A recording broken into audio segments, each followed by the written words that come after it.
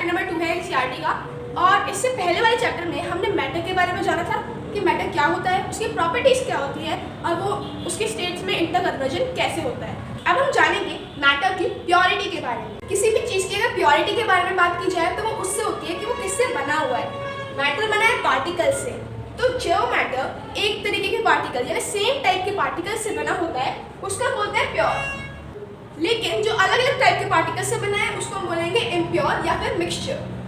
अब ये pure substance और मिक्सचर के भी कई टाइप्स होते हैं, जैसे कि प्योर सब्सटेंस डिवाइडेड है एलिमेंट्स और कंपाउंड्स में, और मिक्सचर्स भी 3 तरीके के हो जाते हैं, सॉल्यूशन, सस्पेंशन और सोल।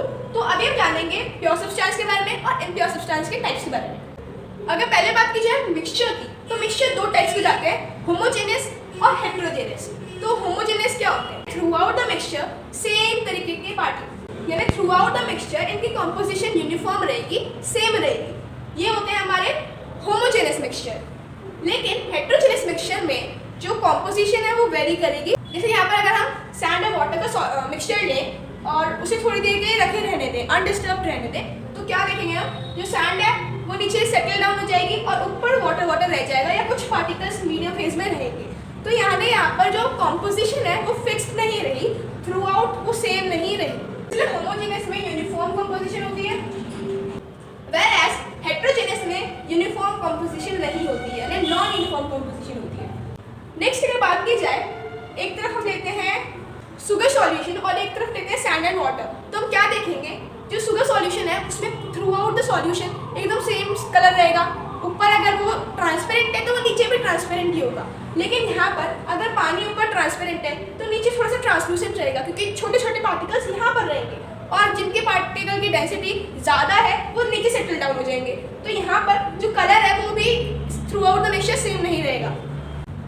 इसीलिए हम बोलते हैं कि जो होमोजेनियस मिक्सचर है उसमें तो कलर सेम रहता है थ्रू आउट द मिक्सचर, लेकिन हेटेरोजेनियस मिक्सचर में कलर वेरी करता है, यानी प्लेस टू प्लेस वो चेंज हो जाता है। ऊपर अगर ट्रांसपेरेंट है, नीचे हो सकता है कि ट्रांसलूसेंट हो, और नीचे हो सकता है उसके नीचे हो सकता है कि ओपेक हो। तो इस तरीके से वहाँ पे कलर के वेरिएशन दिखाई देती है। होमोजेनियस में देखा जाए तो कोई भी डिस्टिंक्ट पार्ट क्रिएट नहीं होते, लेकिन यहाँ पर डिस्टिंक्ट पार्ट क्रिएट होंगे, जैसे यहाँ पे अलग, यहाँ पर अलग और यहाँ पर अलग। तो यहाँ पे ये डिस्टिंक्ट पार्ट क्रिएट करता है, physically distinct parts, whereas homogeneous do not।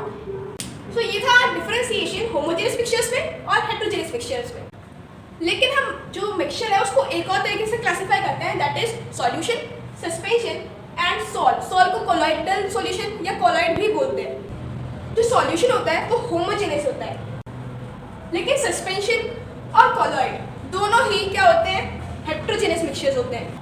Solution के पार्टिकल्स आपस में अच्छे से डिसॉल्व इसलिए हो पाता है क्योंकि वहाँ पे जो सॉल्यूट पार्टिकल्स होते हैं वो बहुत ही छोटे होते हैं, उनका साइज बहुत कम होता है, लेस देन 1 नैनोमीटर। इस जो सॉल्यूशन में सॉल्यूट के पार्टिकल्स होते हैं उनका डायमीटर 1 नैनोमीटर से भी कम होता है।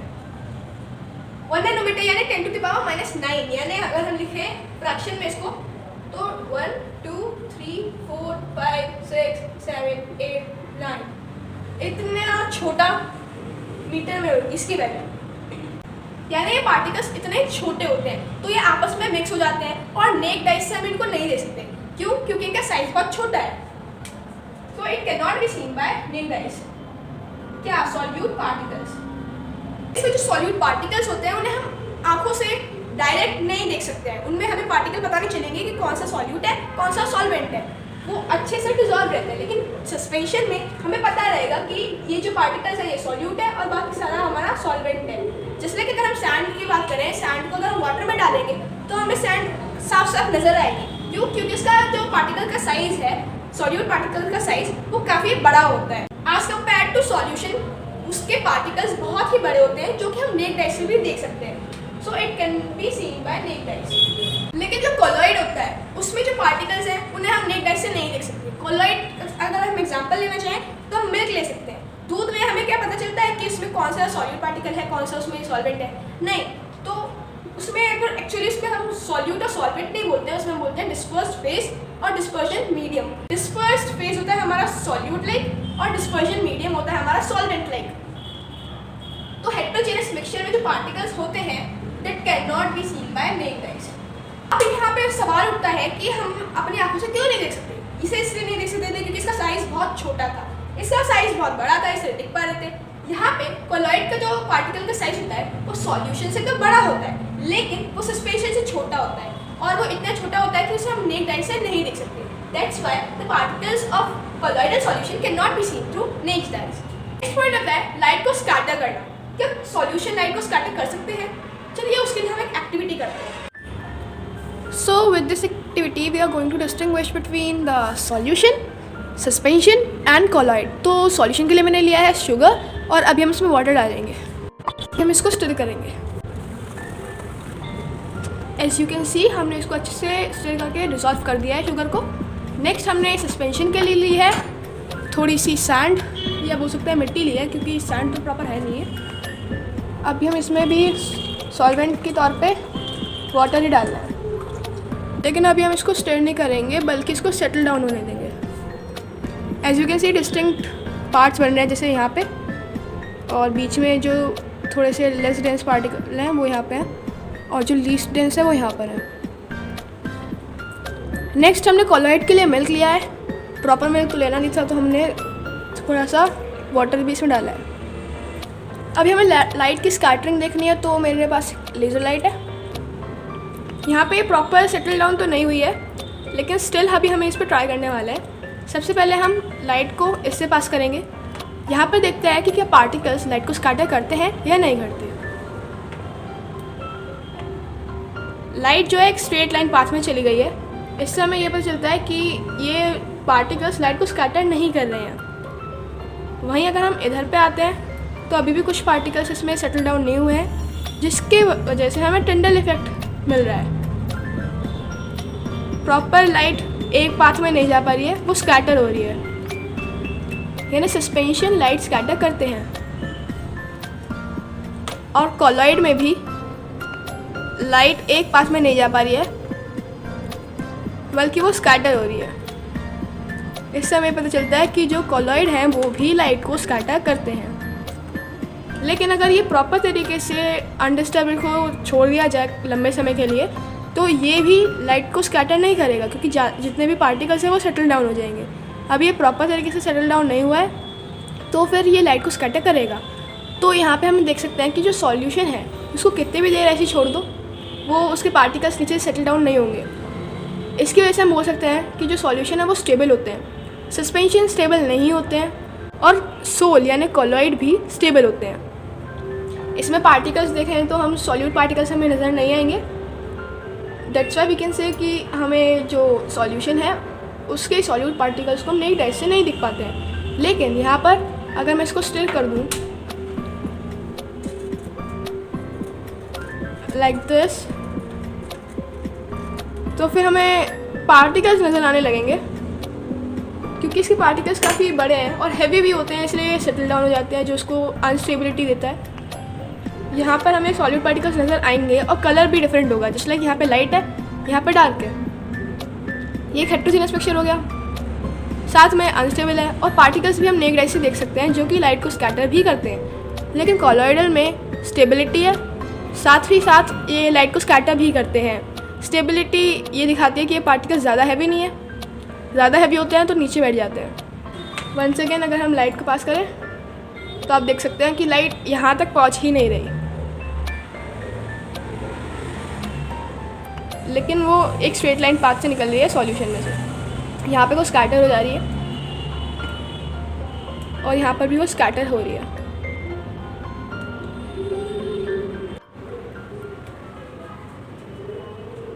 अभी हमने एक्टिविटी के थ्रू सॉल्यूशन, सस्पेंशन और कोलॉइडल सॉल्यूशन में डिफरेंशिएशन किया। अभी बारी हमारे प्योर सब्सटेंस की। जो प्योर सब्सटेंस होते हैं वो दो टाइप्स के होते हैं, एलिमेंट्स और compounds. First of all we see कि एलिमेंट्स क्या होते हैं। जो वर्ड एलिमेंट है ये दिया था किसने? रॉबर्ट बॉयल ने। इन्होंने ये वर्ड एलिमेंट्स दिया था और इसको इस तरीके से डिफाइन किया है कि एलिमेंट्स किसी भी मैटर की बेसिक फॉर्म होती है जिसे हम केमिकल मेथड से या केमिकल रिएक्शन से ब्रेक डाउन नहीं कर सकते, यानी इन्हें तोड़ा नहीं जा सकता। ये बेसिक फॉर्म ऑफ मैटर है और ये जो है सेम काइंड ऑफ एटम से बने होते हैं, यानी ये तो हम बोल सकते हैं कि ये प्योर सब्सटेंस है, ये सेम तरीके के सेम तरीके के एटम से बने हुए हैं। अब यहाँ पे जो एलिमेंट्स हैं वो भी तीन चीज़ों में डिवाइड होते हैं, मेटल्स,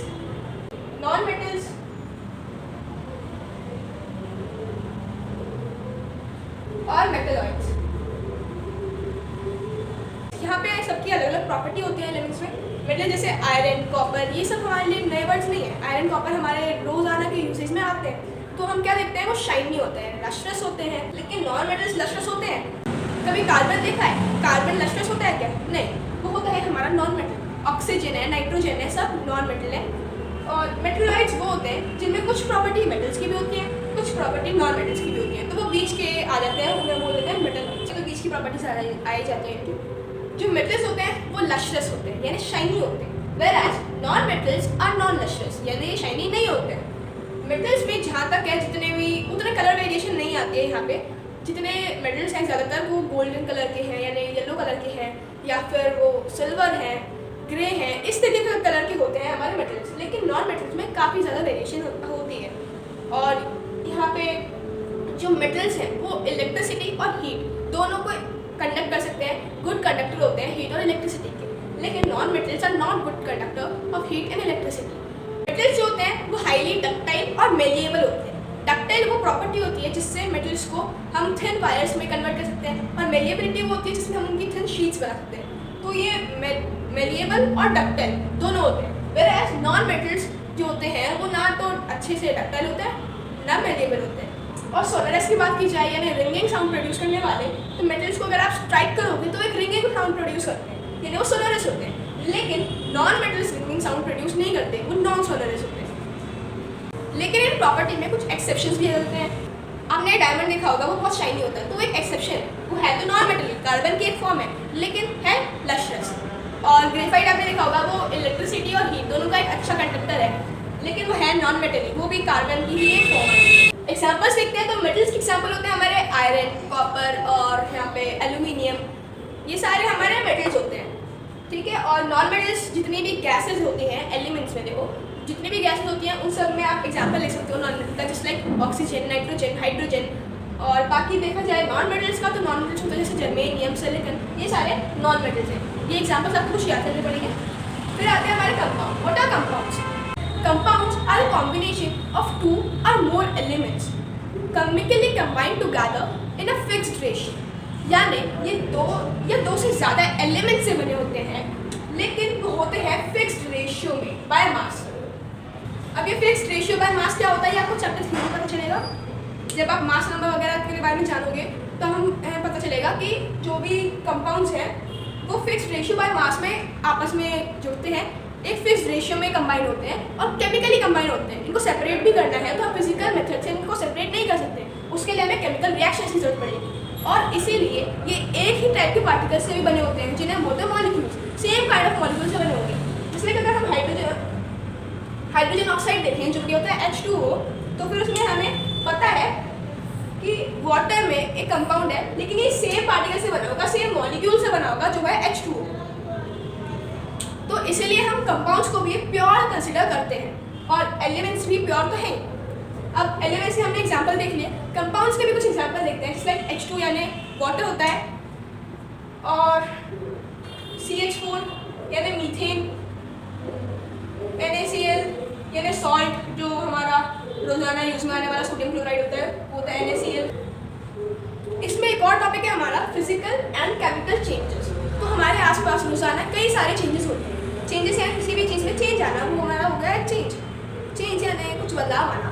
तो अब हमें कैसे पता चलेगा कि वो चेंज जो आया वो फिजिकल है या केमिकल है? तो उसमें कुछ प्रॉपर्टीज आ जाती है हमारी, जिसमें जो फिजिकल चेंज होते हैं वो रिवर्सिबल हो सकते हैं।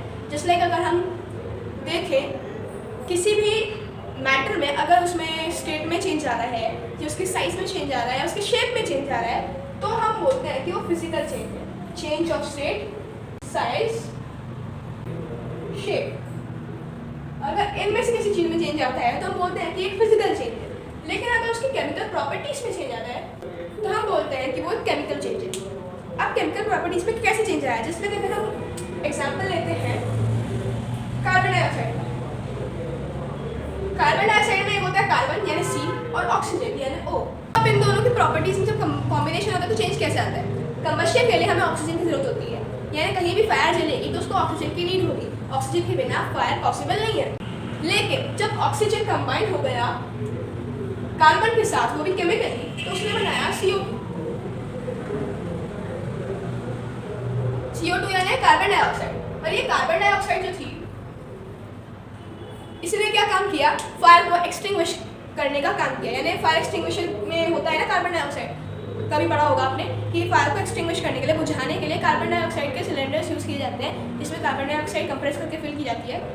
और ऑक्सीजन तो फायर को बढ़ाने का काम करेगा, कार्बन डाइऑक्साइड घटाने का काम करेगा। देखा जाए तो किस में चेंज आया, इसकी केमिकल प्रॉपर्टीज में। यानी जब ये दोनों ने कंबाइन किया तो वहाँ पे एक केमिकल चेंज आया। अगर हम एग्जाम्पल लें जलती हुई कैंडल का, तो यहाँ पर जब कैंडल जलेगी तो जो वैक्स है वो मेल्ट होगी। अब यहाँ पे मेल्ट हुई है तो चेंज किस में आया है, स्टेट में चेंज आया है। यानी हम बोल सकते हैं कि जब कैंडल जलती है तब वो फिजिकल चेंज होता है। लेकिन देखने वाली बात ये है कि जो कैंडल की विक होती है, ये होती है, जब वो जलती है तो वो क्या इरिवर्सिबल, क्या वो रिवर्सिबल होती है? यानी एक बार विक जल जाए कि दोबारा बन सकती है? नहीं बन सकती। वहाँ पे उसकी केमिकल प्रॉपर्टीज में चेंज आ गया, वो ऐश बन रही है। तो यहाँ पर हम बोल सकते हैं कि केमिकल चेंज भी हो रहा है, क्योंकि केमिकल प्रॉपर्टीज में चेंज आ रहे हैं और एक इरिवर्सिबल रिएक्शन हो रहा है। तो हम बोलते हैं कि जब कैंडल जलती है तब दोनों रिएक्शन होते हैं, दोनों चेंज आते हैं, फिजिकल चेंज भी और केमिकल चेंज भी। क्योंकि एक तरफ तो कैंडल मेल्ट हो रही है और दूसरी तरफ कैंडल जल के हमें कंबशन करके लाइट और हीट दे रही है। तो दोस्तों आज की इस वीडियो में बस इतना ही। अगर वीडियो अच्छी लगी हो तो आप इसको लाइक कर सकते हैं और इसको अपने दोस्तों में शेयर भी कर सकते हैं, ताकि सबको नॉलेज मिले। और ये वीडियो क्विक रिविजन के मोटिव से बनाई गई थी, तो इसमें हमने सारे इंपॉर्टेंट टॉपिक्स को ही कवर किया है और जो एक्सक्लूडेड सिलेबस है उसे हम कवर नहीं कर रहे हैं। तो अभी के लिए बस इतना ही।